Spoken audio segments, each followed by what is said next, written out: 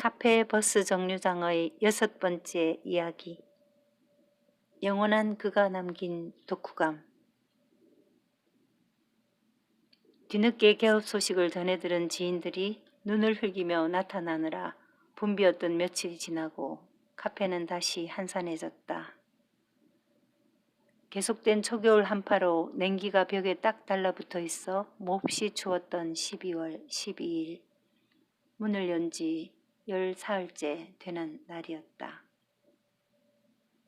나는 인도 스타일의 주황색 두건으로 감지 않아 부스스한 머리칼을 감춘 채 친구와 전화통화를 하고 있었다. 무슨 얘긴가에 깔깔대며 눈물까지 찔끔대고 있는데 출입문이 열렸다. 카키색 바바리 코트에 같은 계열의 중절모를 쓴, 뭐랄까, 현실 속에서는 한 번도 마주친 적이 없는 이국적인 분위기의 중년 남자가 들어섰다. 나는 웃음소리를 거두고 어서 오세요 하고 인사를 건넸다. 그는 멋쩍은 미소를 지으며 2층으로 오르는 계단에 발을 디디었다. 서둘러 통화를 마무리하고 계단을 오르는 손님의 뒷모습에 눈길을 주는데 그가 돌아보았다. 왜 그랬을까? 나는 그만 얼굴이 화끈 달아올랐고 얼떨결에 고개를 까딱하며 인사를 했다. 주문을 받으러 올라갔더니 그는 장식으로 놓아둔 쌀뚜지 위에 모자를 얹어두고 난로 곁의 테이블에 자리를 잡고 있었다. 안녕하세요? 네, 안녕하세요. 차 드릴까요? 에스프레소 투샷 부탁합니다. 커피를 2숟가락, 다시 1숟가락을 더해서 갈고 핸드드립을 하는 동안 나는 몹시 허둥대고 있었다. 차를 준비해서 올라가니 그는 음악에 취한 듯 고갯짓을 하고 있다가 쑥스러운지 자세를 고추세우며 미소를 지었다. 커피 맛이 어떨지 모르겠어요. 고맙습니다. 향이 좋으네요. 음악도 좋고요. 소리 좀 키워드릴까요? 아이고, 저만 듣는 것도 아니고 괜찮습니다. 혼자만 들으시는 건 맞아요. 지금 손님은 단 한 분뿐이거든요. 아이고, 난방비는 나와야 할 텐데요. 괜찮습니다. 편하게 오래오래 쉬다가 가세요. 진심이었다. 사실 손님은 적은데 3개의 공간마다 따로 난방을 해야 하니 이런 날씨엔 문을 닫는 편이 나을 것이었다.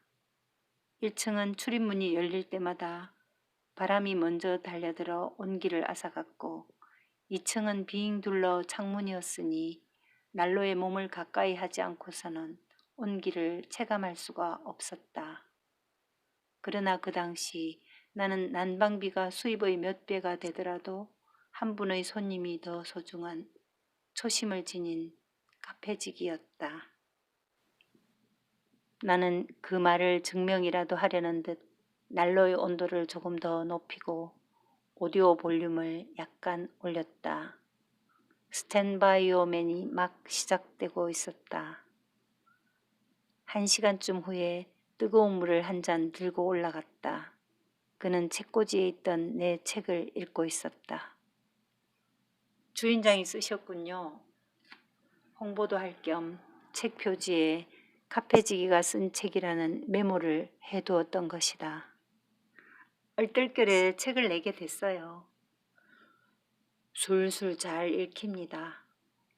어려운 글이 아니니까요. 그래야 좋은 글입니다. 고맙습니다.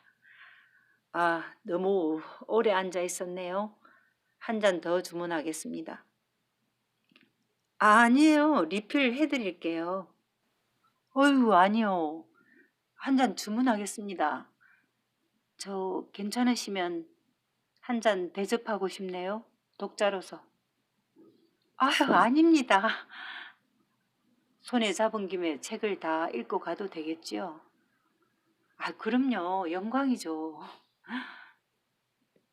그리하여 그는 어둡도록 난로 곁에서 내 책을 읽었다. 고마운 일이었다. 나는 정성껏 핸드드립한 진한 커피에 쿠키 한 조각을 곁들여 내놓았고 한 번 더 뜨거운 물을 배달했다. 누군가에게 우리 카페가 좋다는 말을 전해 듣고 왔다는 손님이 왔기에 인사를 나누고 있는데 그가 계단을 내려왔다. 잘 쉬었습니다. 그는 10,000원을 내밀었다. 나는 잔돈 7,000원을 내밀었으나 그는 손을 내저으며 출입문 쪽으로 가버렸다. 신발을 신고 마당에 내려선 그는 핸드폰을 꺼내 눈앞으로 가져가 사진을 한 장 찍더니 그것을 들여다보며 걸어 나갔다. 이야기를 나누던 손님에게 저 손님이 앉았던 자리가 따뜻할 거라고 했더니 흔쾌히 고개를 끄덕였다. 손님을 모시고 2층으로 올라갔다. 난로는 얌전하게 꺼져 있고 책도 다시 본래의 자리에 꽂혀 있었으며 찻잔 아래에 사각형으로 접힌 흰 쪽지가 어깨를 내밀고 있었다. 손님을 자리에 안내한 다음 다시 난로의 스위치를 눌렀다. 파르르 불꽃이 일며 타기 시작하는 심지를 보는 순간 가슴속 어딘가에서 서늘한 바람이 이는 것을 느꼈다. 쪽지는 수첩을 찢은 것이었다. 주인장의 글을 읽고 플로리다의 게인스빌에서 대학 교수로 있는 친구 존을 생각했습니다. 그의 아버지는 웨스트 포인트를 졸업하고 하버드에서 정치학 박사를 득한 후 닉슨 대통령 시절에는 중국 대사를 역임한 다음 어느 대학 총장으로 있지요. 그가 나의 눈에 뜨인 이유는 기인에 가까울 정도의 괴팍한 생활과 이상이었습니다. 대학원 시절에 종종 방문했던 그의 집에는 텔레비전이며 냉장고가 없었습니다. 귀갓길에 사온 감자 2개와 우유 한 팩으로 먹는 것을 해결하고 한여름에도 닥터 지바고를 떠올리게 하는 검정 코트 차림으로 활보했습니다. 턱수염이 인도의 성자를 연상시켰던 그는 현대 문명을 거부한 전형적인 히피였음이 분명합니다. 그는 4명의 여자로부터 4명의 자식을 두었지만 결혼을 한 적은 없었습니다. 첫 번째 여자는 모르겠지만 두 번째 여자는 은행 간부였고 세 번째 여자는 수녀였으며 마지막인 4번째 여자는 해군 장교였습니다. 수녀를 파괴시켰을 만큼 사랑에는 한없이 자유로운 친구였지요. 그는 시내로부터 1시간 정도 떨어진 야산에 손수 나무집을 짓고 살았습니다. 문명의 이기를 떨칠 수 없었던 것은 자동차였는데 그것마저도 10수년이 지난 고물이었습니다. 그런 그가 나에게 선물로 주었던 책이 있었는데 Civil Disobedience by 헨리 데이비드 도로우였습니다. 월든폰 근처 숲에서 살던 19세기 학자였지요. 아마 주인장도 알 겁니다. 그 책을 읽고 난 후에야 비로소 존을 알게 되었습니다. 그를 더 잘 보여주는 일화가 있습니다. 방학을 이용해 떠났던 멕시코 여행에서 돌아오는 길에 입국 검문 과정에서 마리화나를 소지한 것이 적발된 것입니다. 감옥에 갇힌 그는 이제 교수직도 인생도 끝이구나 하고 낙담하던 중 마지막으로 아버지에게 전화를 했답니다. 그 당시 그는 부모와 담 쌓고 산 지 오래되는 외동아들이었거든요. 전직 대사였던 그의 아버지는 미국에서도 남아있는 정치적 영향력이 상당했던지 뒷문으로 살며시 빼내주었답니다.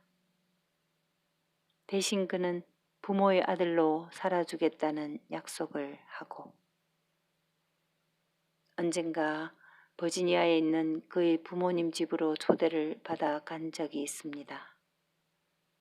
대대로 내려오던 고택은 돌로 지어져 마치 중세시대의 성을 보는 듯 했고 택지는 끝이 가물거릴 만큼 컸습니다.